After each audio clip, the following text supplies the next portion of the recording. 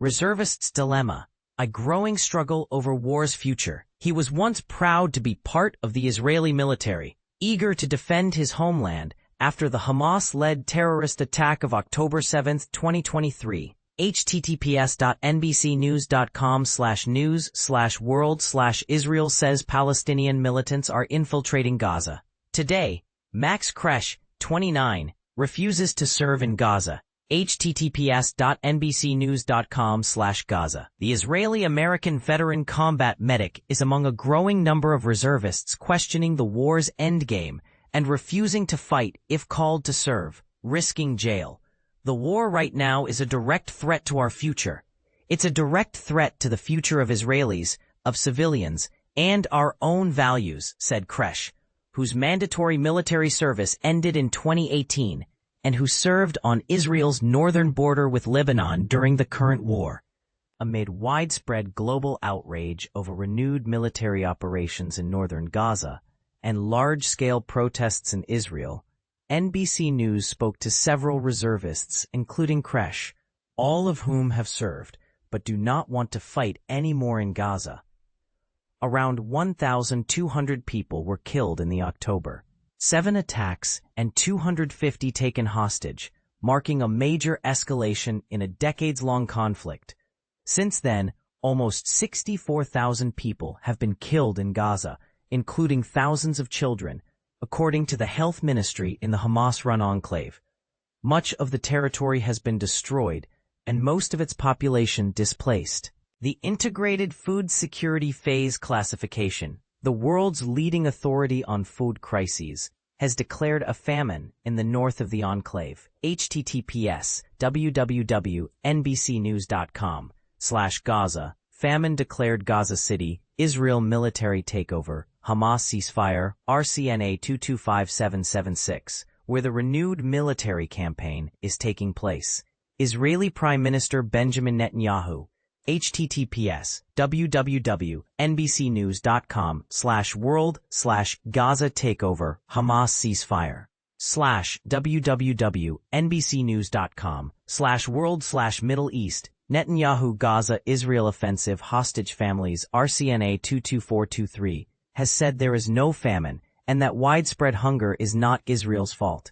He has also said that Israel does not intend to occupy Gaza, but that Hamas must be disarmed and defeated outright. Mounting global anger over the war is contributing to a growing threat against Jews, Kresch said, adding, "You have the Israeli government, who is increasingly providing a framework for this anti-Semitism to grow."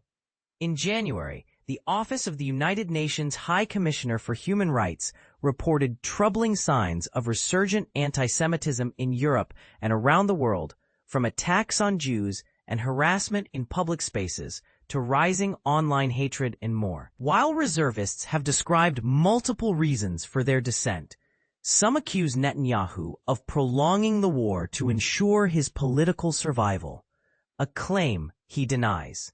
Others said they feel the war no longer serves any military purpose and is endangering the remaining hostages and causing immense suffering to Palestinians.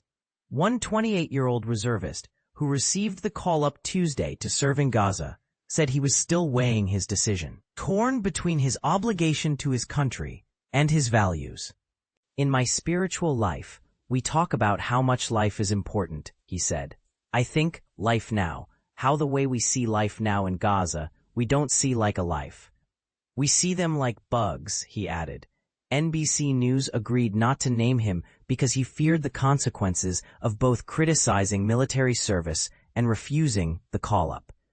Signs of dissent within the military ranks surfaced shortly after Netanyahu announced the new military plans in early August, when an association of Israeli Air Force Reserve and retired pilots, https://nbcnews.com/world, Israel Air Force Reservists Condemn War Gaza letter fired, RCNA 20978, called for an immediate end to the futile war and urgent action to bring the hostages home.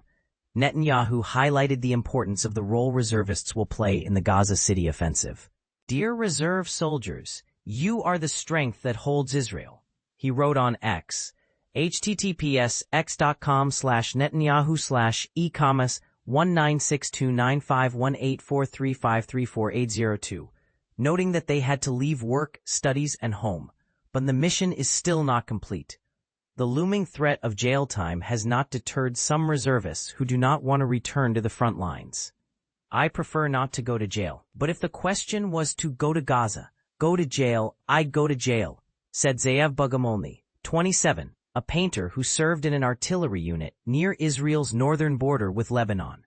I'm willing to put my life in captivity in order to save this place, and going to the army now is the destruction of Israel, completely. Bogomolny also urged other reservists to weigh their choice to serve. After the Hamas attacks, he said he felt the right thing to do was to serve, but I think the right thing now is for every soldier, every reserve soldier, to ask themselves why, and in what cost, is he willing to take part in this war. Tens of thousands of reservists are likely to report for duty for the expanded military operations. The Israeli military has warned Palestinians to evacuate Gaza City to safe zones to avoid the new ground offensive. An Israeli drone strike in the Al-Mawasi safe zone in southern Gaza killed 13 people, including 7 children, according to families of the victims. Video shared with NBC News showed the bloody bodies of children laid out on stretchers and the floor of Nasser Hospital in Khan Yunis. "We're destroying the lives of Gazan civilians," said Kresch, the Israeli-American reservist, who now organizes a group called Soldiers for the Hostages. "We are killing our own hostages. We know this."